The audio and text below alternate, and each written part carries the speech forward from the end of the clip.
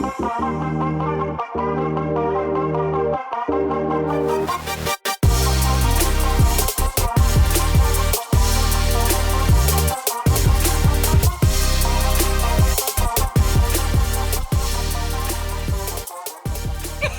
to the Black Hills Podcast. I am your host, Brandon. We have Kelli shot today from Rushmore Compounding Pharmacy. And we have Caleb, Black Hills CBD. Right on, man. If your conservative views turn you away from the subject of CBD or marijuana, just give this a listen a little bit before making a full decision, because we know some of you are really against marijuana. It's very new. CBD is still being studied quite a bit. Marijuana did pass in South Dakota, so it's good to get some information about an alternative for anything, and we'll talk about the pros and cons. So just make sure you don't turn it off just because it's marijuana or CBD, and it's a big difference. So first question, what are some misconceptions about CBD? So when my patients come in, so I'm the pharmacist at Rushmore Compounding Pharmacy. We have a lot of patients that come in that are maybe a little more conservative, and part of that's probably because, you know, they're coming into the pharmacy. They're not going into maybe the Black Hills CBD. They think if you go to a medical professional, you'll get something different. The biggest misconception is always, can you get high from this? What's going to happen? Am I going to get high? Yeah, am I going to get high? The drug test thing is a big one, and that's not a misconception. It's something we have to talk about, but that's the biggest one. Yeah, I think a drug testing and am I going to get high is the same thing. We've even split our entire store up between full and broad spectrum, which are two terms that the CBD industry uses to indicate whether it's isolated as much as possible from THC or whether it has the legal allowable amount of THC. Is that 0.3? 0.3% right now. They're working to get it up to 1%, but... So yeah, when people come in our store, we can automatically tell them, yeah, everything on this half of the store, you don't have to worry about it. Everything on this half of the store, if you're testing, you probably should worry about it. We sort of divide it up that way too, and I think what's nice is if someone comes in and say they're like a truck driver, yep.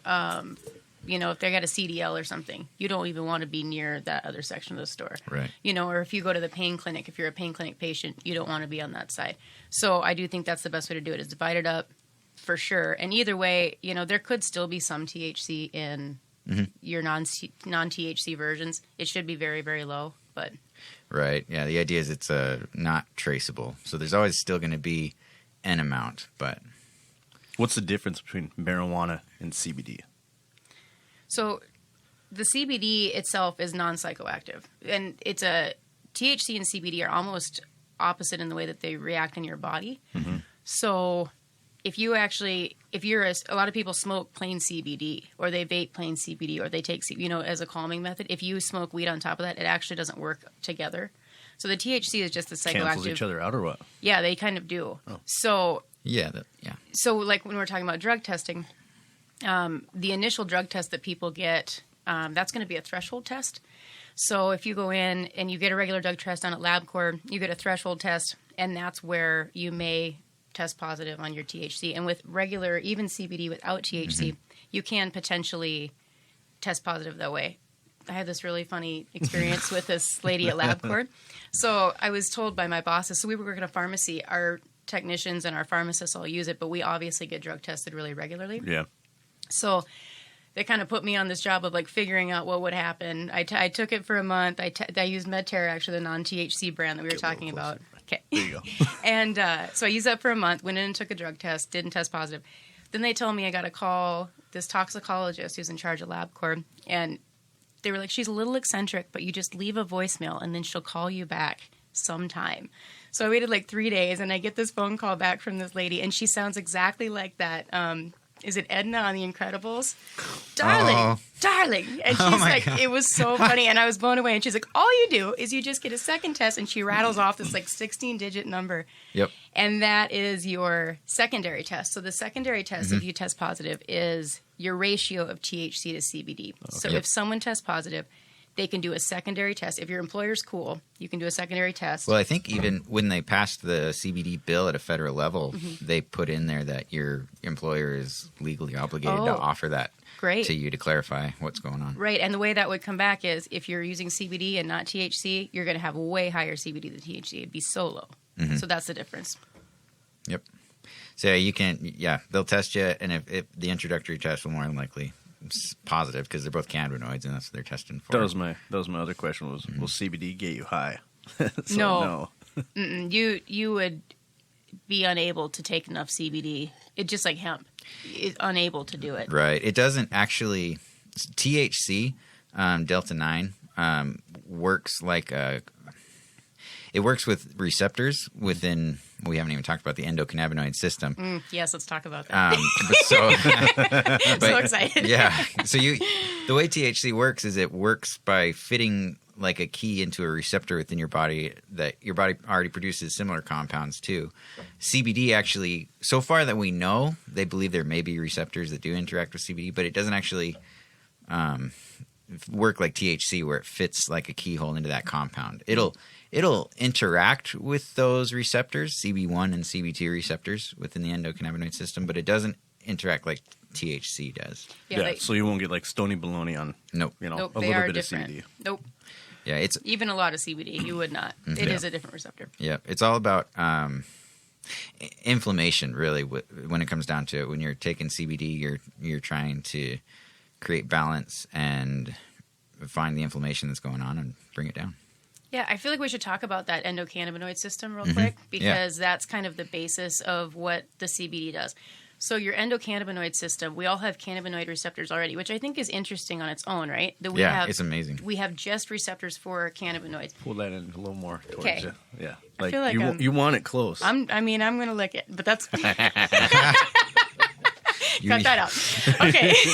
So the endocannabinoid system, that's our body's way of maintaining homeostasis. So homeostasis is your sense of balance in your whole body. So it regulates sleep, wake, food, blood pressure, all these things.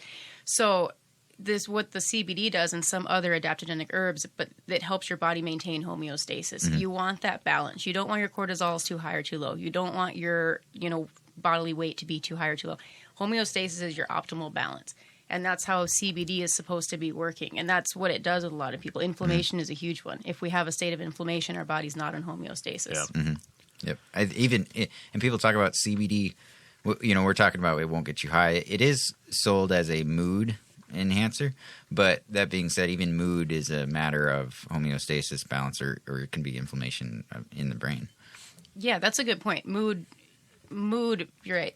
That can be misleading for people. I think they could think that would get them high. What they're talking about there is maybe anxiety. That's the biggest one. So the top 3 reasons people come in for CBD is sleep, pain, anxiety. Yeah. That's what we see, and that tends to be the most common ones. Those are all matters of homeostasis. Yep. Yeah, the sleep thing is really cool. Touch on real quick. The THC, the one that gets you high, people will talk about crashing out and passing out when they, I smoked too much and I passed out because I had too much THC. It'll make you sleepy, but it's actually really poor for REM, getting all the way through your cycle of THC sleep. is? Yeah, THC Oh, is. okay. But CBD, on the other hand, like Kelli was saying, it's on the other end of things. It'll help get you through that, but it won't necessarily make you feel super heavy in the eyes.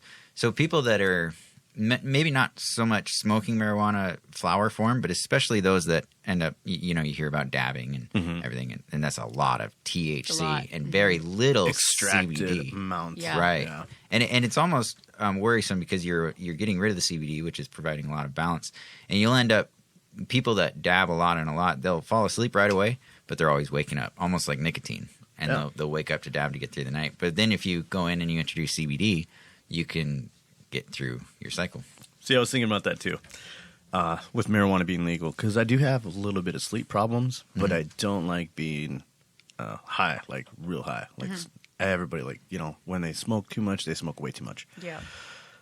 So CBD, now that it's going to be, marijuana is going to be more legal, and you don't have to worry about it leaving it in your car or at the office or something like that, as long as you have a prescription for it and stuff. The CBD now I'm interested in for sleep. I use the under the tongue. There's a bunch of different forms of CBD, and we can talk about what's best for you. That's kind of what I do at the pharmacy, doses and what's best for you. But I think for sleep, it's fantastic. We have a lot of patients that use it for sleep. I do think that having used the non-THC and the THC version, I feel like there's So there's data that it's synergistic, which means that it works better together. It's the data says that CBD works better with some small amount of THC in it. Yeah, we do still sell it obviously in a non-THC form, but if you don't have a drug test issue, I do think it's probably a better product. Mm-hmm. Yeah, absolutely. I've talked to a lot of representatives that'll say that same thing. I've even heard, and I don't know that this is completely accurate because I've seen different results in my customers, but some people will say that as far as a topical is concerned, THC helps the topical travel through the dermis, The absorption. Yeah, It helps the could. absorption. That's where they But- recommend doing microdosing, though, not huge amounts.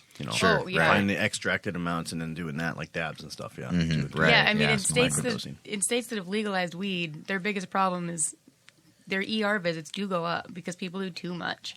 And people need to watch that. Just because it's legal, it would really be better for the movement if you would try not to get yourself put into the ER. Be more responsible. Be a little Yeah. responsible about it. So is it the Yep. CBD or is it the marijuana that's putting them? Oh, it's a little marijuana. bit. It's not CBD. Okay. Like I Yeah. said, with CBD, you're not going to get those effects. Right. They actually have done things, I believe, where they've had people smoke, so they've measured their THC level, they've given them CBD, and then it basically cancels out their THC. Yeah, it'll bring it down.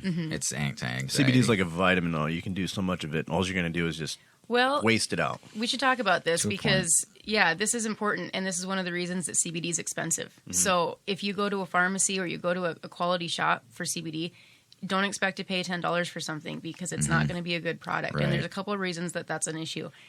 It's a fat-soluble compound. So fat-soluble things do not absorb as well as water-soluble in the first place. Right. So it needs to be in a very good carrier. So we're talking like a really high-quality oil. That's why people do it sublingually. That's why people sometimes vape it. Vaping actually has the most bioavailability. It's not the best for your lungs. So a lot of people find that happy medium with sublingual under your tongue. Yeah, that works great. But if it's a low quality, you're not going to absorb any of it. So an oral capsule, it's like 10% bioavailability. Under your tongue, 20%.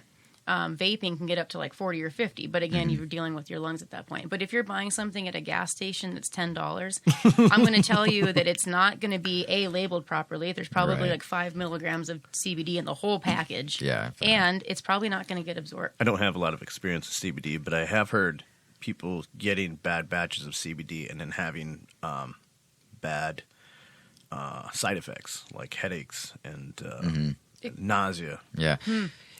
Cannabis as a plant, and this goes for both hemp, sativa, L with less than THC 0.3%, or hemp as defined by the federal government, as well as marijuana, but it absorbs nutrients from the soil so well.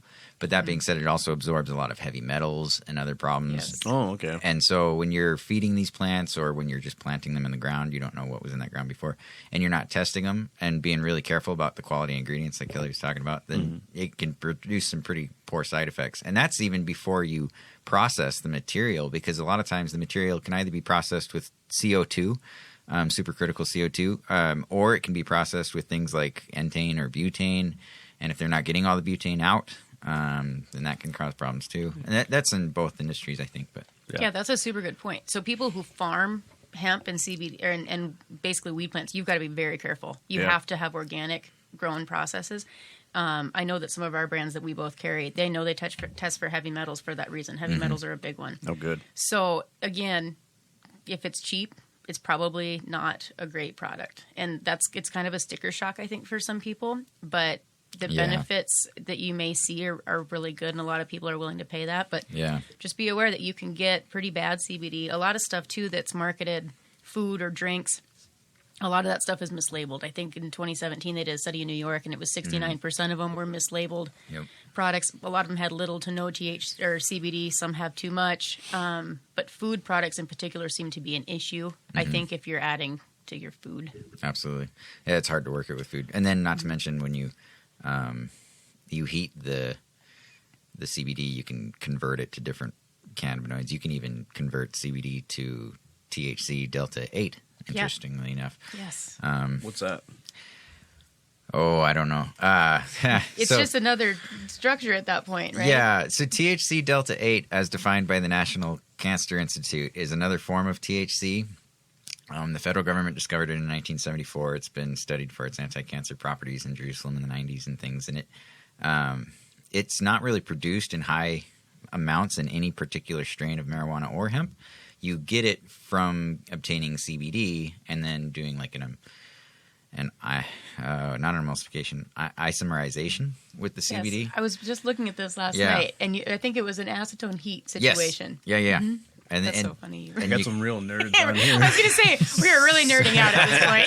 Yeah, maybe we're getting a little too far. Are we getting into the weeds on this a little bit? Yeah. So Delta 8's a gray area right now because it's not Delta 9. And the federal government keeps talking about Delta 9, but nobody's really talking about Delta 8. It's kind of a cool thing.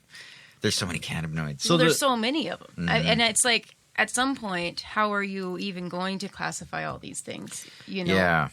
Because there's so far there's some I've seen different numbers, but somewhere between 113 and 200 different cannabinoids.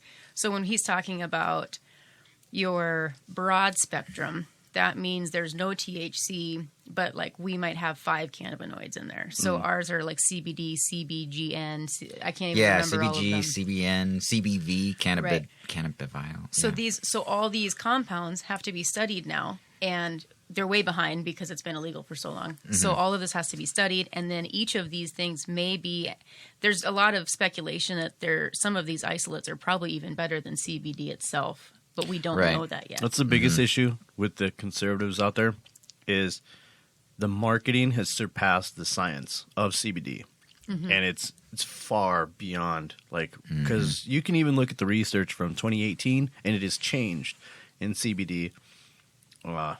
In 2 years. Mm-hmm. So, I mean, they're finding more things that were false and then more, positives, more benefits and different uses. I would argue that part of the reason that happens is the more conservative mindset of not allowing things to be studied. So even if they're illegal, we should still be granting these healthcare centers and data centers access. Because in the past few years, so we do some pretty interesting stuff in the pharmacy. Ketamine is my favorite, pet drug to talk about, because ketamine got this bad rap in the 70s, and it is an amazing drug for pain, and it's an amazing drug we use it in nasal spray, we use it for chronic depression, we use it for all these things. You were not allowed to study that for a really long time, and now they're doing these awesome studies on psilocybin and acid for veterans. Let's not stifle this kind of research. Yeah, a lot of places are decriminalizing that now because Oregon. And you know who's doing the studies is usually they're doing them on veterans. Yeah. Speaking of Veterans Day, because they have they have problems. You know what I mean? They get PTSD. This podcast was shot on Veterans Day. Yeah. Yep. We'll see when Brandon gets around to editing it, but we'll see. It'll be a week. But yeah, I mean, if we don't stifle that kind of creativity, we could find better drugs for all these things. And that's a reason to push back on some of those conservative principles. I think it is the fear. I think it is the fear of trying to. It's like everybody thinks about the youth way too much, but the more we know about something, the safer we are with it. Absolutely. And then you can regulate it and stuff like that. Those out there who are irresponsible with marijuana, the edible gummy bears, leaving their pieces around, those are the ones that are going to give people a bad name. But you can be responsible. You can get a lockbox for your medical. Right. Easy. There are things that you can do, small things, to be safe. Yeah, absolutely. They've legalized drugs in a lot of countries at this point, and youth rates usually go down with legalization. Is CBD addictive? Nope. Not according to the National Institute of Cancer and the National Institute World Health? Yeah, World Health Organization. Yeah, I don't think there would be any physiological reason to be addictive for sure. No. I was thinking about, it's a CBD and what we don't know. I was going to go over some things that we do know. I mentioned that CBD was discovered in the 70s. The endocannabinoid system, 1988, it was a government study in the University of St. Louis, done by Lynn Howlett and William DeVore. And they discovered the system. Then the first cannabinoid receptor, the CB1 receptor that we talked about earlier, that was discovered in 1990 by Lisa Matsudo, the National Institute of Mental Health. And then the CB2 receptor was discovered in 1992 at Hebrew University in Jerusalem. And they also discovered anandamide, which is actually a really cool compound produced naturally, and that's what CBD interacts with. Dr. Loomis Hannes and Dr. William Duvane, again, on the CB2 receptor. And then what CBD does for you, and in fact what THC does for you, they finally declared a clinical endocannabinoid deficiency in 2016. Oh, yeah, I remember that. And they believe that could be leading to things that the pain is kind of a mystery, like fibromyalgia and MS. They're saying that could be a cause of clinical endocannabinoid deficiency. I think a lot of that has to do with why people are skeptical of CBD, because you'll talk to a lot of people that will be like, oh my gosh, CBD is a miracle. And then somebody will take it and they'll notice nothing. And they'll be like, oh, there's nothing wrong with this. But I almost always notice the people that do take it and don't notice anything, generally they're, I don't know if I want to say balanced, but they're doing pretty well. So maybe they're not suffering from clinical endocannabinoid deficiency. They don't need I think it. that's true. And then I think a lot of people don't realize it till they're done using it. So they'll Sure, use the whole sure. bottle up and they'll be like, I don't know if that really helped that much. Yes. And then they'll stop using it. That and happened then with my they'll- in-laws. Yep. And then they'll realize that it was helping a lot. Yeah, the price, the sticker shock of the price when they came into my shop, they were like very skeptical, and then they didn't think it was using it, and then all of a sudden they're calling me. I need it. You got to ship me more, man. I need more. What are Not addictive, but I definitely need more. what are some pros and cons? Like, let's weigh the pros and cons, and do the pros outweigh the cons? I think I was looking at Epidiolex before I came here to get an idea of like what because Epidiolex is the only drug that the FDA actually approved in regards to CBD. Epidiolex is 100 milligrams per milliliter of CBD. It's prescribed for children 1 and up, or anybody 1 year and up that's suffering from seizures that are caused by two different seizure ones. disorders. Seizure So that's disorders. the one. And what's interesting about that as a side note is the company that makes that, we're huge in trying to keep weed illegal. In South Dakota. In South Dakota, in Arizona, every time there's been a battle, that drug company has been behind trying to keep it illegal to protect their product. Right. Epidiolex for a 150-pound-year-old male suffering for seizures recommends up to 700 milligrams of CBD in a day, which is kind of a lot. Like me personally, I might take 35 milligrams in a day. And the cost of Epidiolex before insurance is 12 cents a milligram, and you can find it around town anywhere from 5 cents to 20 cents a milligram. That being said, 20 cents a milligram is probably going to be in something like a really fancy chapstick or a balm or something that would be too higher priced anyways because of the other ingredients. And I'm trying to remember where I was going with that, but I don't remember either. oh, the damage, the cons, Yeah, pros there we and go. cons. Pros and cons. So with Epidiolex, the only con they talk about, a side effect, is liver damage because your liver has to deal with the CBD that's not processed. Right, and I think that study has actually been looked at with some skepticism. Really? Yeah, I think there's only been one study, and I don't think that I think it was a big deal when it happened. Put that mic in the middle of you. Here's the problem. There you Here's go. the problem about Better. about the CBD in the wrong oil. It's a fat. If you take it orally, it's got to go through your liver, and if it's a low quality product, it is going to have a problem with your liver. Yeah. So, like you said, if we have adulterated ingredients, that would be my concern, and that's why I tell people you need to spend some money on this, because that is the con to me, is the potential for liver damage. And it can potentially, like as a pharmacist, we got to talk interactions. It can potentially interact. There's a few that might be an issue. Ask your pharmacist if you're on something and you're worried about that. It's not a long list of meds, but we should be aware of it. But mostly if you have liver damage already, then you can build up CBD pretty high. But again, just because your labs are up doesn't really mean like there's a lot of actual issue. Do you know what I mean? Because it's not like they're going to get high or they're going to get dizzy or it doesn't really happen that way. Right. So that is the big pro. I mean, the con of it too is like maybe you buy it and it doesn't work for you, and then you don't buy it again. Yeah, cost, you know, price. cost. Yeah. So if it's offsetting the cost of your medication. Oh, and that being said, that's another interesting point, is that 12 cents a milligram, that's before insurance. So insurance can pay for Epidiolex, which is great, but insurance cannot pay for CBD. So if you're replacing medication with CBD, your insurance company ain't gonna help you. So far as I understand. Marijuana will be legal here, CBD and everything. Our insurance won't cover CBD? It would be up to every carrier. It's hard to see where that would go. There's so many loopholes on insurance coverage already. They probably have to be a carrier of CBD in order for insurance to. If you did get prescriptions for it, I wouldn't be surprised if it's some sort of prior authorization situation where your doctor has to say they definitely need to use it. But I don't know. That's a big area that I don't think anyone really knows what to do with, to be honest. I'd be curious to see what other states are that are legal, what they're doing with that. Because medicinally, I mean, so seizure disorders is a big one. movement disorders. So in other countries, they use it for muscle spasticity related to MS. That's a big one. Obviously, a lot of people use it for pain. A lot of people use it for anxiety. Again, the veterans, a lot of people use weed clinically for those reasons. So I don't know. It would be interesting to see how they would cover it. See, I was doing a little bit of research. Yeah. A little bit of Googling. And this guy, Jay LeBeau, on our Instagram asked, has there been any research done on people who use CBD to prevent and treat their seizures? And I kind of dug around a little bit about that, and that was like the most studied, 100% scientific proven that actually the College of Harvard studied that and did that. Yeah, and, that is the most commonly studied, and that's why it's FDA approved. yeah. Right, So if your yeah. child is having seizures and stuff, that's Yeah. like 100% it works, and it's way Well, it better has than to a be pharmaceutical. It has to be these two types of seizures. There's several yeah, seizure there's disorders with children, there's two types. but I don't know if you guys have seen those videos online, but they're super compelling of the It's adult amazing. men who are very that Oh, MS I haven't seen- spasticity. Yeah. It's crazy. They're the most common seizures though in children. The two that Yeah. it does It is. prevent. It reminds me, I wanted to mention her just because I love the story so much, but Charlotte Figge is kind of a rock star in the CBD world and the marijuana world. I think even in South Dakota, everybody that's excited about getting stoned needs to thank Charlotte Figge for it, really.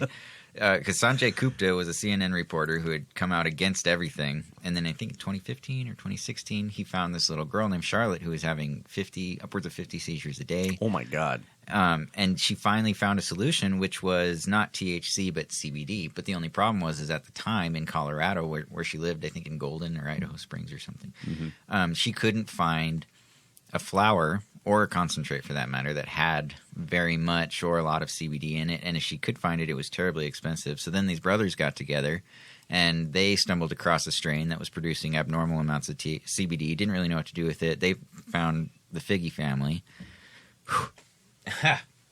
But yeah, Yeah, they made Charlotte's Web.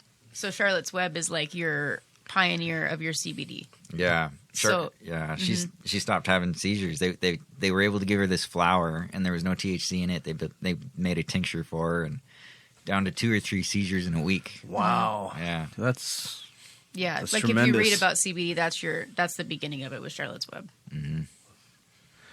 yeah. Probably a lot of people don't know about that. So I mean, like that's how they could be real Yeah. skeptical about mean, I marijuana think- and just be like it's for hippies and it's going Right. to cause problems. But then again, there are people out there who are really suffering who could use this, and I'm pretty Absolutely. sure there's a lot of people giving CBD and marijuana a bad name. Yeah, But- that's for sure. In this state and other states, one of the main drivers of trying to legalize medical marijuana has been moms of kids with seizures.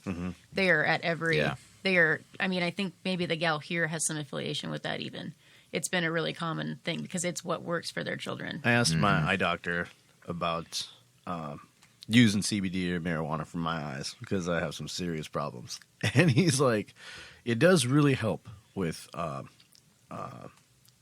Glaucoma.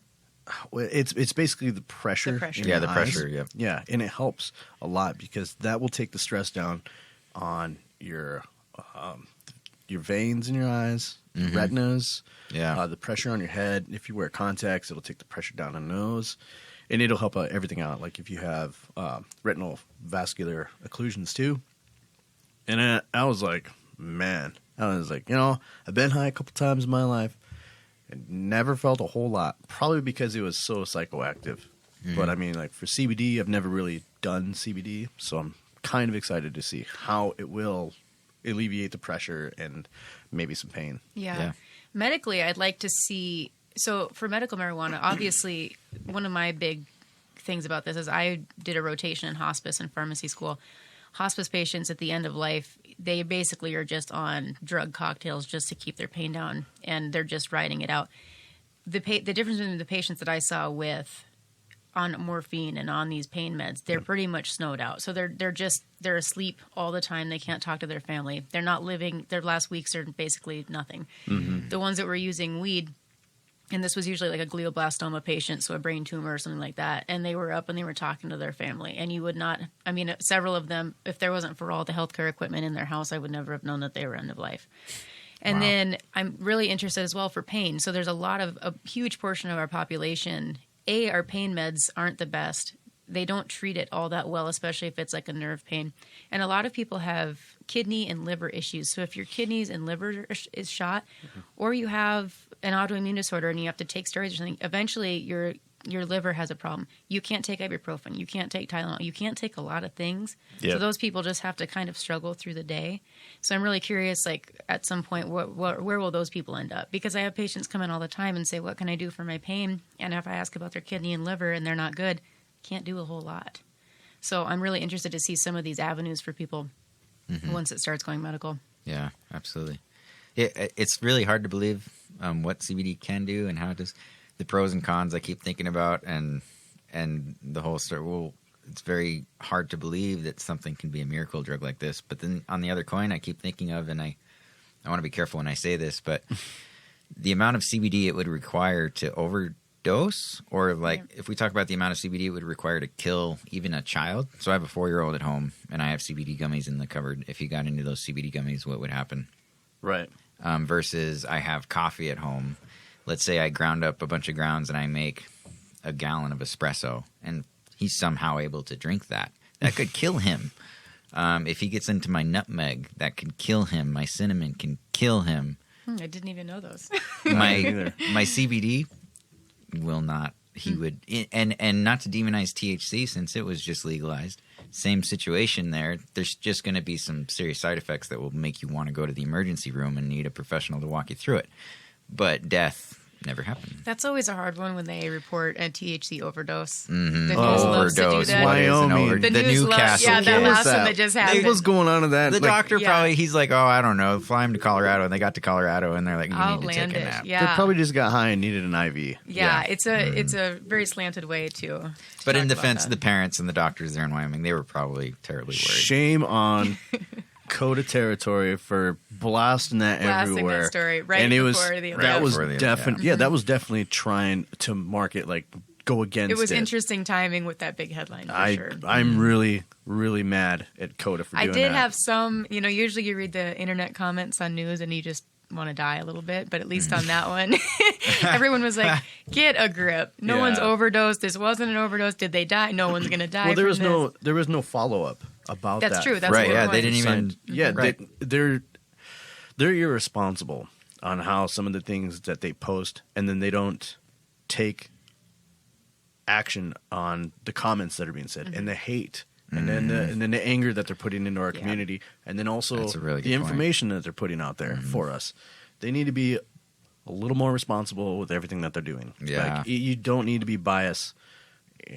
Like, they were really getting biased, and that's one thing about this is I don't want to sound biased, but I'm asking about the pros and the cons, and just for everybody out there to make their own decision about it, because it is already legal. So, Well, in my opinion, congratulations. CBD. Right, yeah, absolutely. In my opinion, CBD is not a political issue. Like Yeah. CBD doesn't do anything. No one's almost getting like high off honeybees. it. Yeah, it's so benign to me as a drug that I can't imagine why anyone would. I mean, the amount of little old ladies we have coming in. Oh, yeah. It's wild, and they have sleep issues, they have pain issues. So we kind of talked about this earlier too, but we have a bunch of different forms of CBD. So a lot of people use it topically, and you can use it topically. It works really well for like joint pains or thin skin areas like feet, hands, things like that. I don't really recommend it for backs and stuff all that much, just because it's you need a lot of drug in there. So at that point, if I have systemic, Bigger, thicker muscles. yep, if I have patients with systemic pain or chronic pain, I always go sublingual. It drops under the tongue. You got to hold it there for a while, because the point is that you're not swallowing it. You want to let it absorb through the tongue. So we have those. We have gel caps, and then I don't think we should forget about the dogs and the cats. Well, Oh, so that's I was going to right. say, so since it's So- safe for children, Yeah. is it safe for your pet? And what Well, are maybe some of the reasons that you might give it to your pet? so first, If before I it's forget, yeah, if it's safe, right? That's another miracle. So the whole miracle that we need to remember that I always like to remind us is every mammal has an endocannabinoid system. I can't say that enough. You all have endocannabinoid systems. Every human. That is just as important, they're finding, as your immune system, as Yep. your central nervous system. Pet. the systems that we all learned about in our textbooks that you can count on your hand, they introduced a new one. And they don't really talk about it and very they don't much. talk They about hardly it. teach it in school. No. That's crazy. It's amazing, yeah. But that's and it communicates with all those systems, and it'll help your immune system, for example, handle something like, for example, there's studies showing that cannabis fights COVID-19 in ways that they haven't discovered. The stress from COVID-19. Yeah, and the stress from it.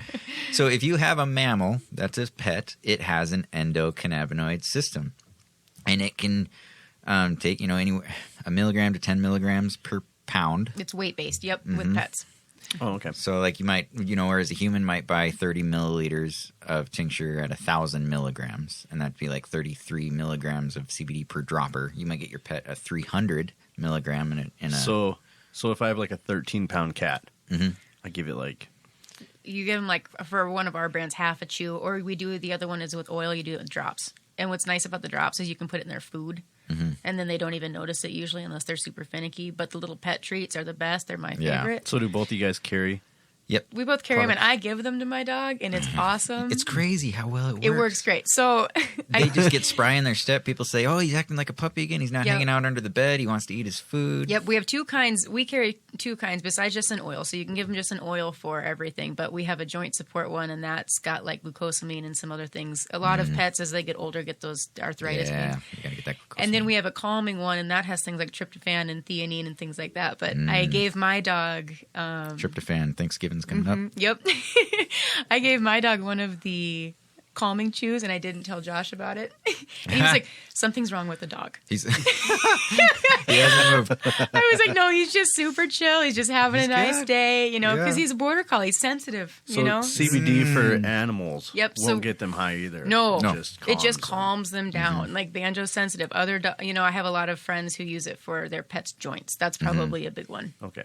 That being said, I think it's important to remember, since it's been legalized, that THC will get your pets high because they do have an endocannabinoid system. So be careful. Yeah. Okay. Is that safe to get an animal high? I don't think it's very safe per se, because your animal can't communicate. Yeah, I wouldn't ever. That always used to bother me actually when people would get their animals high, like teenagers like to get their dog. They're like, he likes it. I'm like, he probably does not like it. We're gonna take a quick break.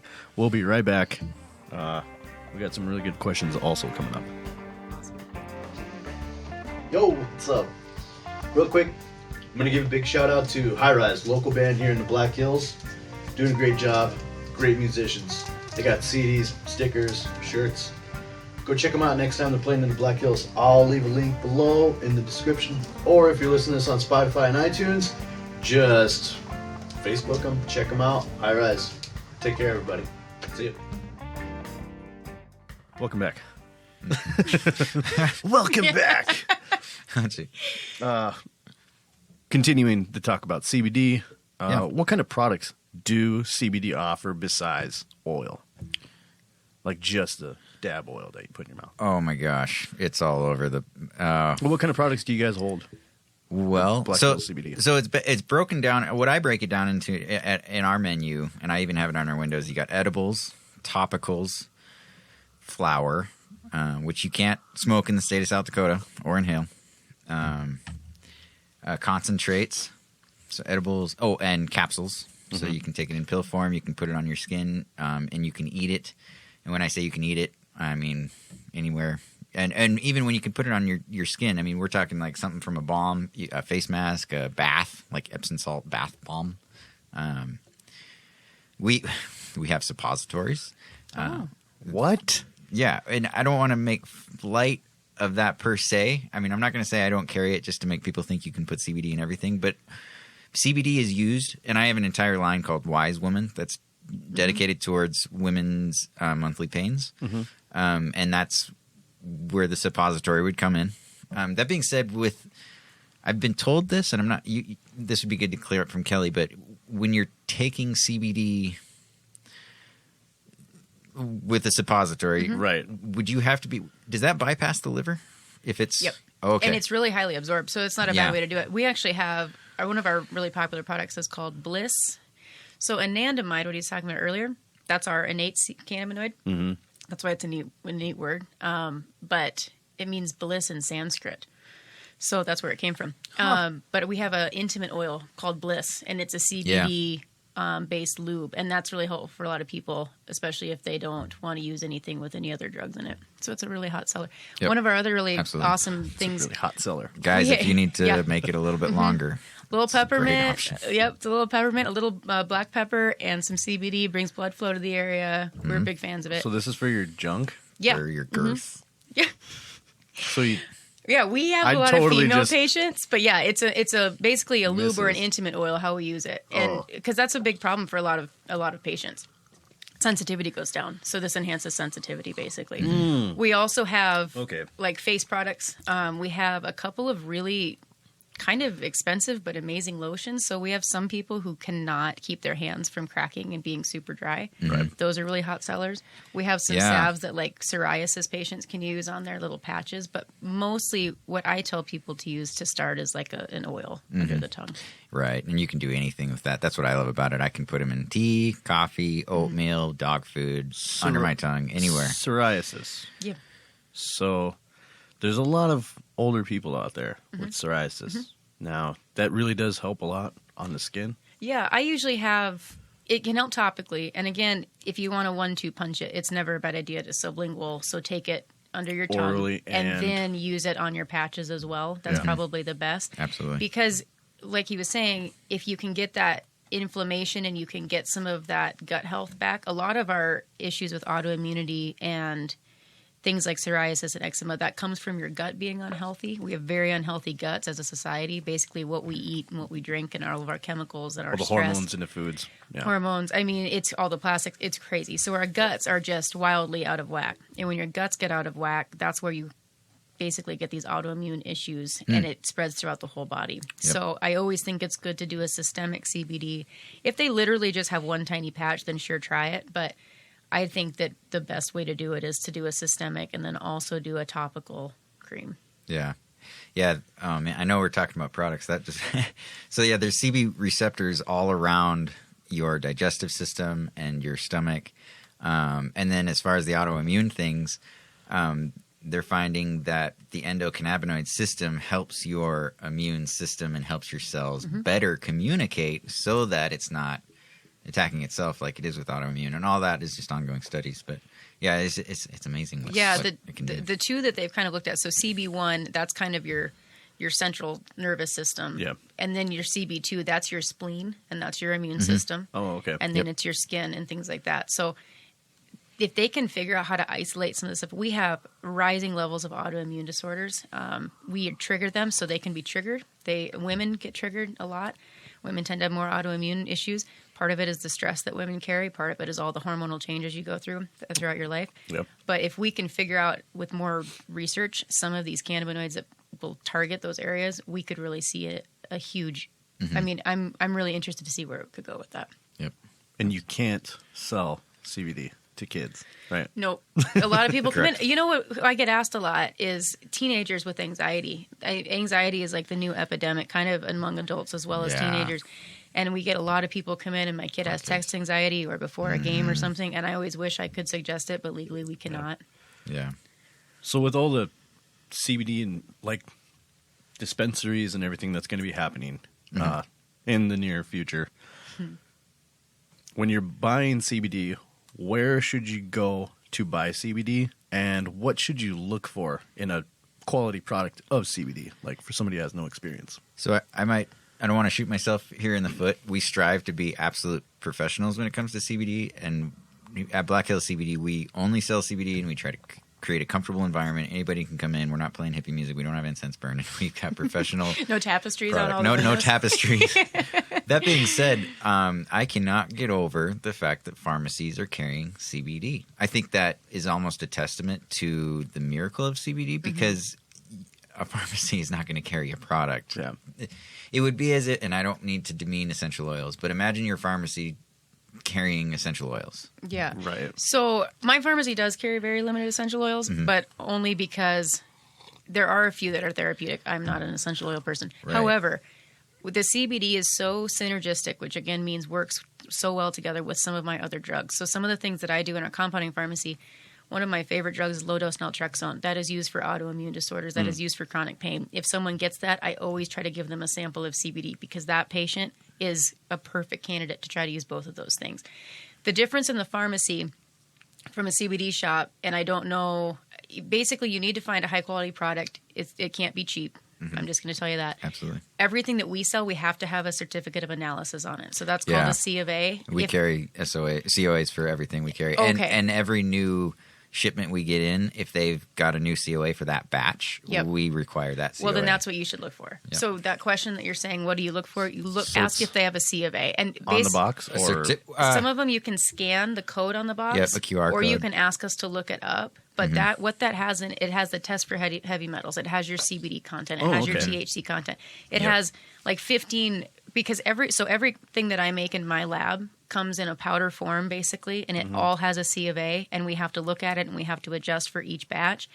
The fact that we can get that in a CBD product, that's the only reason that I can sell it legally, A, and B, just to feel good about it. Because I don't want to sell something to someone that doesn't have anything in it. So I know one of our brands has a QR code that you can scan and you can see it.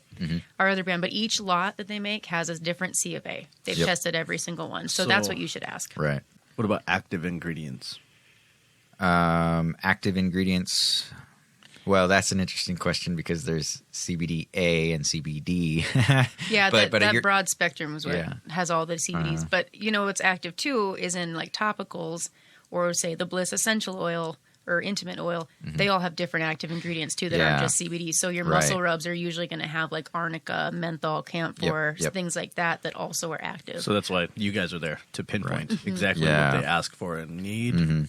And a pharmacist might be a better place to go if you have questions regarding I'm taking this medication. How does CBD interact with this particular medication? Because that's a question that we struggle to.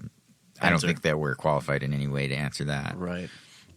So as long as they figure out with their doctor the medications that they're taking, as long as it's safe to do CBD with their medications, then come see you and then pick it come up. see us, and then we can. Yeah, we'll probably be able to carry a bigger variety because we don't have to dedicate our staff and our shelves to all the other amazing drugs that help us live this amazing life that we do today. But you can always call. I get that phone call probably once or twice a week.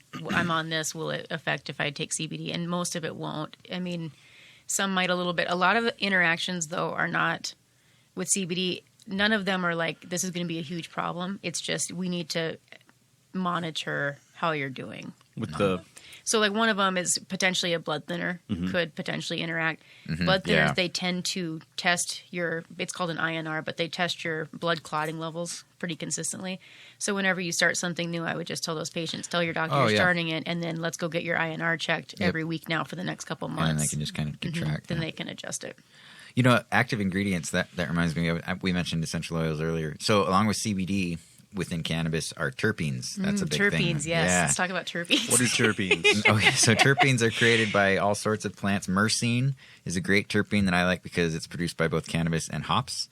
Yes, so terpenes are in your Lost Cabin Sodanks and things like that. Yeah. That's one of the things you can smell. So that's Shout part out of Lost the Cabin. That's part of the aromatic part of beer, correct? Is terpenes. Yep. And that's the appetite suppressant part of it is the myrcene. And terpenes have different effects. Lavender, essential oils, if they're effective, it's probably going to be because of their terpenes. Yeah, terpenes are awesome. And I don't think that there's terpenes in the THC-free versions. What they're making is they can take the terpenes from non-THC, non-cannabis plants. So you can take terpenes from lavender or hops. I see. And then you can add them to a broad spectrum product. But generally there would be no terpenes without the THC. Yeah, generally, yeah. If you want the terpenes that were produced by that cannabis strain, then it'll be a full spectrum product. Yep, I didn't know that. But I did know that the terpenes are awesome and we want terpenes. Yeah. There's been a lot of false positives about essential oils. I think that marketing went ahead of the science too just like CBD, picked up too fast. Everybody started picking it up, using it the wrong way, using it in everything. And then before you knew it, it started becoming more harmful.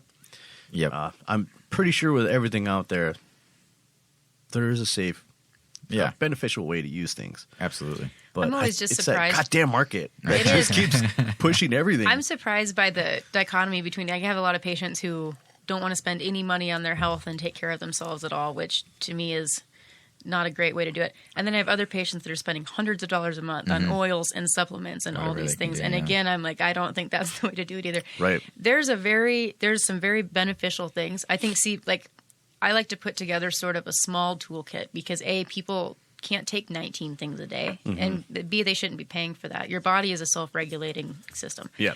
So I always recommend like a few things. I love adaptogenic herbs. Again, we're trying to get homeostasis. I think CBD can absolutely go in that toolkit because of what it does. But if I have anybody on 3 or 4 things, probiotics, that's a staple that you want to use. Essential oils, there are a few that have really therapeutic effects like peppermint, lavender, tea tree. Tea tree is actually antiviral. There are a few that have that. For the most part, they just smell great, and that's okay that they smell great. But they're not going to get rid of your cold, and they're not going to do some of those other things that people claim. Like super healing or anything. They're just more of a topical. Right, but I do love to have a small amount of like a toolkit of health, and I do consults with patients, and a lot of what I do is hormones, a lot of what I do is pain, but a lot of those go along with it. Magnesium, wonderful, wonderful drug. Magnesium is not in your daily vitamin.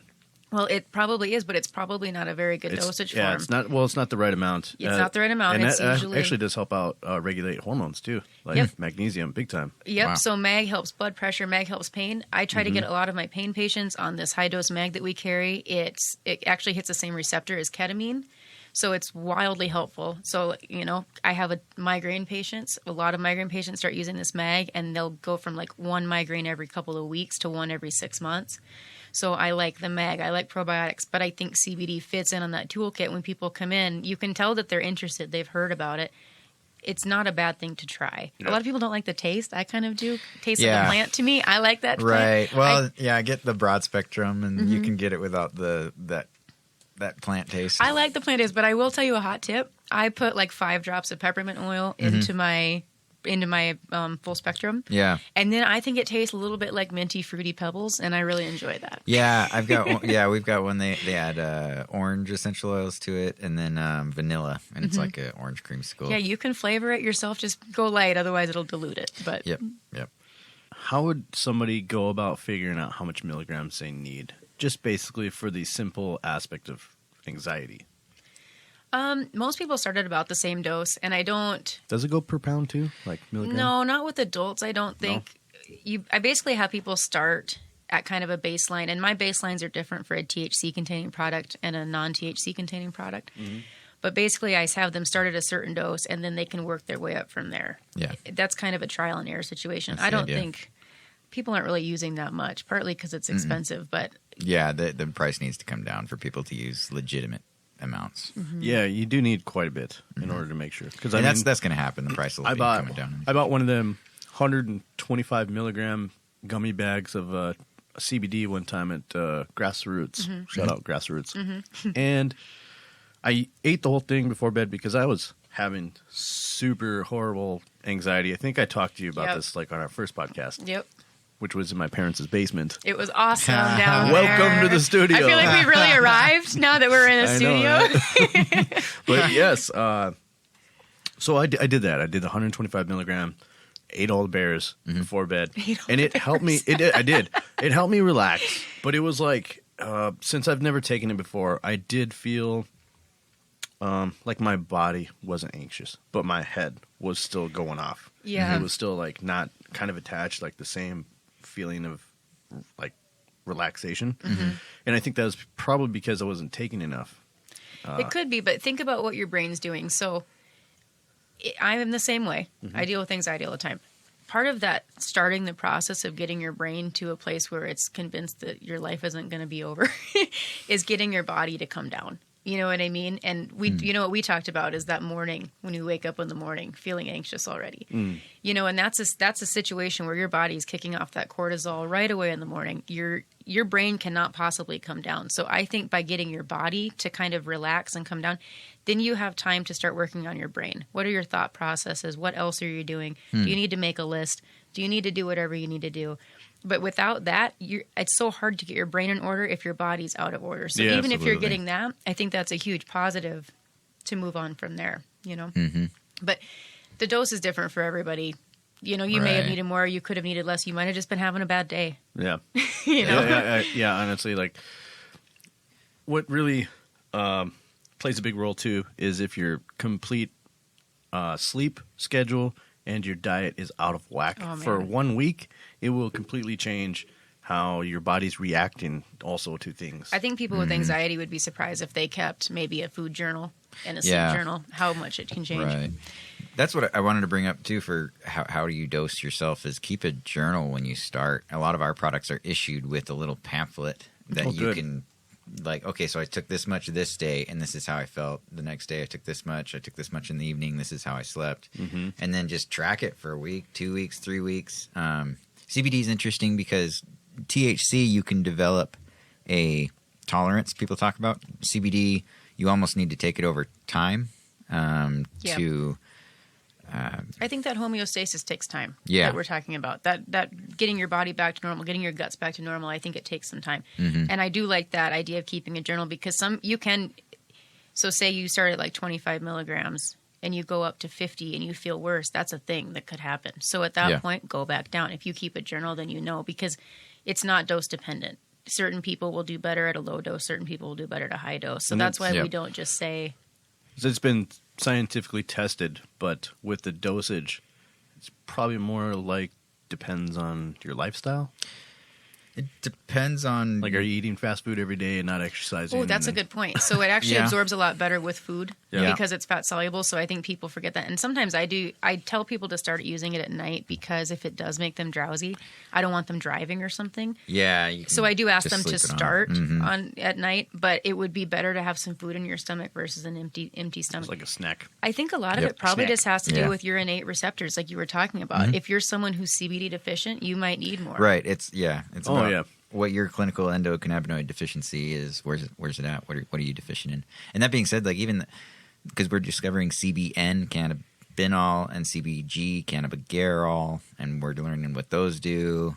These are really hard words to say too when you're trying to explain to people. It's always like, got to get it right. I hope everybody out there is not snoozing, but right, yeah, it's really, it's really new and it's really coming up a lot right now in science too. Like the medical field, like marijuana and CBD right now. It's been so long that they've been shunned, and now all of a sudden, I don't know why. Like why do you think it's?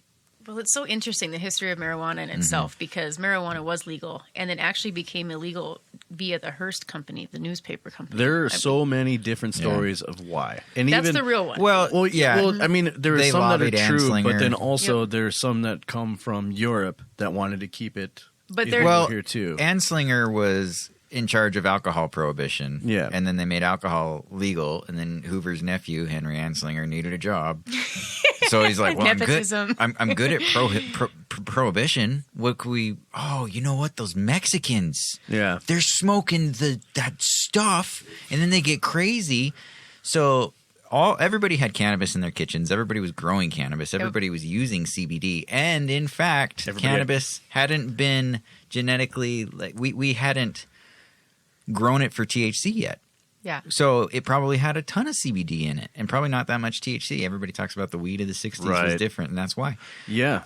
So Anslinger comes in and he's like, you know what, Congress, we need to make this illegal. It's not, he doesn't even use the word cannabis. He uses the word marijuana. Marijuana. Yeah, and they're like, what, they're raping Mexicans. white women?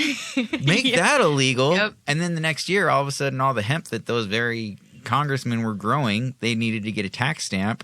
And then no tax stamps were issued, and now we're at where we are today. Well, and let's not forget Nixon's role in Prohibition. So Nixon figured out that was a great way to put minorities in jail.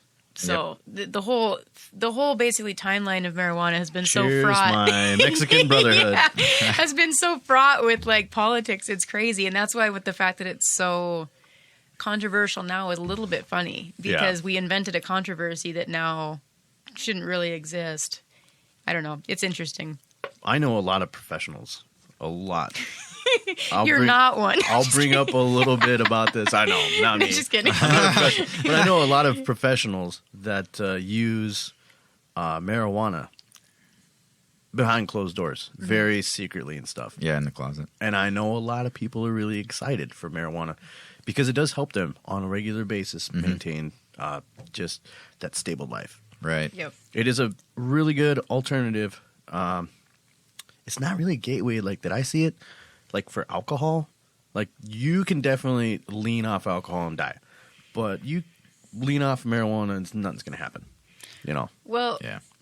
healthcare professionals, we will always get tested probably, so this will never be a thing Yeah. for us. However, So, yeah, a lot of Yeah. professional people do use it, and the reason why is physiologically, I think it's much healthier It to is. smoke weed than it is to drink. Yep. You know, Yep. and I like beer, but it's really just not the best thing for you. So Yeah. a lot of people, and they also have to get up and perform in the morning, and you're not going to have that hangover effect with weed. Yeah. I mean, you might have a little loopy. Right. Yeah, I don't but, I mean, know. it goes away with like a bowl of cereal or something. Yeah, I mean, I think the fact that it passed in this state, Mm-hmm. I mean, I know medical passed by kind of a landslide. Congratulations, over South 70%. Dakota, on Yeah. passing We Amendment made A history. and Measure 26. Yes, First we did. state. Both Yep. on it, passed with flying colors. But when I was time. watching those numbers come in, I was thinking, A, there's a lot more people smoking than you think. And B, there's a lot more people that know everyone professional that smokes and think, you know what, that guy's still a really good lawyer. Or he's really right. good at his I job still. know some Yeah. people in some really high positions. Right. They don't abuse marijuana like some people do. They get, crazy stony baloney. They still go to work. They do their job. Mm-hmm. They're high in public, but they're not high. They do it to alleviate their anxiety. Right. They use it microdosed. And Yeah. they do it professional. And that's why they're for it, because they know how to use it. They have experience with it. They understand it. And they're in a position in a professional business, an owner of a company and all this stuff. And that's where it's going to be now that it's legal. Now we're going to be able to share how to use it, how to be safe with Right. it, how to microdose with it. Well, yeah, we'll have professionals like Kelli. Hopefully. We'll be And able you to go too, talk Caleb. to. Yeah, me too. But people with like legitimate degrees, and they're going to be able to, if you need this during the day, this is the amount that you can take. And this Yes. isn't a drug. You're not using this to alter your perception. You're, Right. you're medicating. I think that's why it's so important to focus on the medicinal bill. And the recreational bill is a bit of a slippery slope, because if you think about somebody day drinking, that can be looked upon negatively, and that's Right. a recreational thing to do. But there's going to be medical patients that are replacing their antidepressants or their painkillers that they would have normally taken with every meal and in the morning before they went to work with marijuana. So if they take it during the day, well, are they day smoking now, or are they taking their medicine? Medicating Yeah, during see, the I don't day. think of it that way, because like I said, it's just a replacement for what they run. Right, Maybe they're exactly. massive doses of gabapentin for their pain or whatever. And I was telling him there's a pharmacist in Montana who has his whole job is helping people pick their strains, AIDS patients or cancer patients Yeah. or whatever. I mean, there's a need for that stuff, and I don't see an issue with it, to be honest with you. I think it's just like replacing your medicine. I do Right. think it's a plant medicine. I mean, it can be abused, of course, but Yeah. It can And- be abused like anything else. Everything out there can basically half be the abused. regulations at my job are because people abuse legal prescription drugs. Yep. So And those conservatives out there who are like, there's going to be so many hippies everywhere now and stuff like that. Right. Well, this is an alternative basically to medication, and that's what this is all about. And I think that happens Well, maybe when even. you're the only state that's legal. Like Colorado had these growing pains because they're the only state that's Yeah, legal. so you're going to, So now- everybody's going to go there. Yeah. That, Right. That So is now- associated. Yeah. Let's get all 8 states around Colorado to legalize. I don't think no one's moving at that It point. was a trend also. And Marijuana. Colorado is so hot right now. It just happened. When I grew up, marijuana was different looked than how it is now with the kids. With the kids now, it's not a big deal. Like, they smoke and you don't know. Like, Or these they don't- 13-year-olds are high. Like, you Or don't they know. don't smoke. Like, you'd be surprised at rates of teen usage that goes down Yeah. in places that I'm legalize. talking about the ones that do smoke. Yeah. So the ones that do smoke weed, the adolescents, there is kids out there getting high, like Yeah. whether you like it or not. Right. But they're more responsible than us kids were growing up. When I was an adolescent growing up, and we discovered marijuana, we were doing it. We were getting crazy high. Like, it was like That was the goal. the creeper weed and stuff like that. Just the really outlandish stuff, and we missed Yep. school and stuff. I been talking. Well, I have talked with like some teachers and all sorts of people, and the kids and stuff. They're they may be a little high, but they're way more responsible than anybody. Grew up in the 90s, just stoned at school. Right. Like, it's so crazy. So this new generation growing up are going to be far beyond more responsible than any of us that we're dumbasses. So Yeah. they're going to be think- way more responsible. I think too, when people start to see these dispensaries that are open, they're going to have a different experience because they look like freaking Apple stores. I mean, Yeah, they're beautiful. that's the yeah. They're exactly. gleaming white. They're clean. Everything has analysis on it. They have a special person to tell. Like, I think a lot of these people They're think, doing it like right. what we were talking about, your shop's full of tapestries and incense and Yeah. like, black lights and stuff. I think that's what they Wanna think get is going to high. happen. Yeah, it's going to happen over.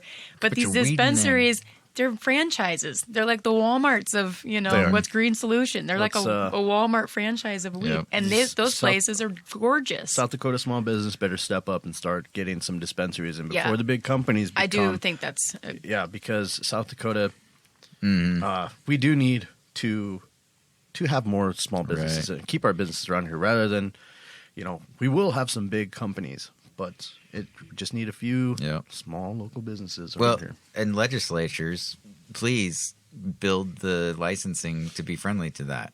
Issue licenses to local people. And that being said, for the hemp bill, CBD is legal right now, but to produce it within South Dakota is not yet.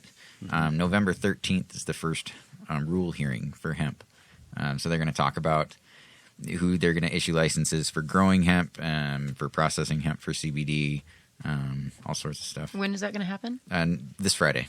This Friday's the first hearing. But that being said, they won't settle everything out. Right. They hope to have hemp coming out of the ground here in South Dakota in spring. So That'd be awesome. It is hard because these industries are so regulated. It's so hard to do them right, even with crystal clear rules. And that's something like in compounding is always an issue. Like there's so many regulations I have to keep up with, and it's still not crystal clear exactly the standard. And that's going to happen with weed too. And that's hard for small businesses to get behind. It's really hard to move your little business forward if you don't even really have a crystal clear situation on the rules. So they do need to do that. And I can tell there's going to be some pushback, I think, Well, from... there's a lot of people right now that have enough time to get on it. Yeah. And figure it out, because if they're not working on a plan, they don't already have a business proposal, you're probably going to get left out. You're Yeah. gonna get left behind. Yeah. And it is a guaranteed moneymaker. It's a money pit. Well, even So- CBD has been, a lot of it really sells itself because Yeah. it's such a good product if you Yep. get the good stuff. We've been surprised because we started carrying it, like I said, as an adjunct to some of our other medications. We've been surprised the response. yeah, people come back for more and more. We keep talking about strains. I wanted to touch on that one more time before I forgot about it.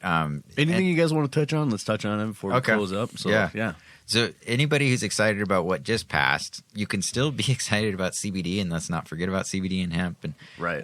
because you can still get different strains of CBD. That's the coolest thing. Kelli mentioned the strain of Charlotte's Web earlier. That was like one of the first. But nowadays there are so many strains of hemp that are grown for CBD. Yeah. And they're these beautiful, gorgeous plants that produce these beautiful, gorgeous flowers that contain large amounts of cannabinoids and low amounts of THC.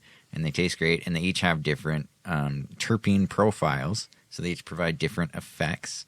And you can take that flower and you can process it in all the different products we carry, or you can buy that flower here in town and you can put it into oils or Where do you buy that flower? you can buy it at Black Hill CBD. Oh, right I on. know for sure. Cool. He knows for sure you can buy it at his shop. Yep. Mhm. So Yeah, and those strains, what if one of those strains is what you need for your anxiety? That's the thing. You got to try some out. You got to see what works. Some people might get really good sleep with one strain. excited. So that'll be kind of a journey that you can go on. yep. Yeah, I am excited. Like, especially when we have huge snowstorms. It has been scientifically proven that the color white with snow and being inside elevates your anxiety as a human.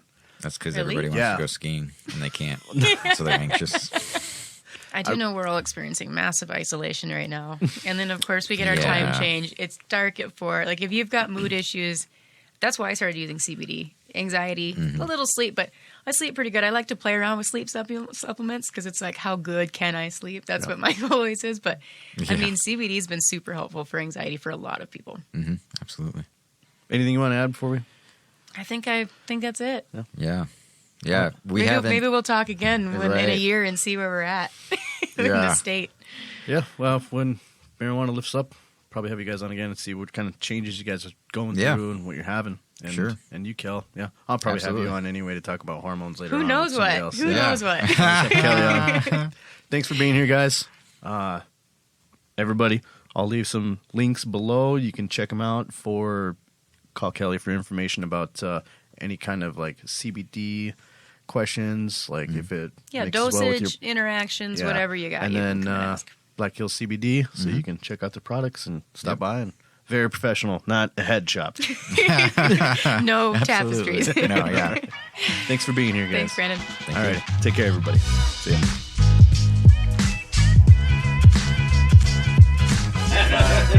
Yeah, we really emphasize no tapestries or black lights. There's gonna be like so many shops that are like No head shop. It is so funny. We went down to Denver though, and we went into this little shop, and it basically kind of looked like this room, except like a darker murder red, and it just dark. And that was a dispensary, and we walked out because it doesn't feel good. You know what I mean? No. It's like I'm buying this legally, so I don't feel like I have to in this room. You know what I mean? It was bad. Yeah, so I don't have to feel like a Yeah, not like a criminal. Yeah, it did. It felt like some guy's house. Like your cave. Well, also me too. Like I like going to places where they are a little more professional rather than, oh man, I don't know, Right. just grab that off the shelf, you'll be all right. Right. It's like, dude, I want the professional help here. Well, especially if you have anxiety, because weed causes a lot of anxiety. So you got to be.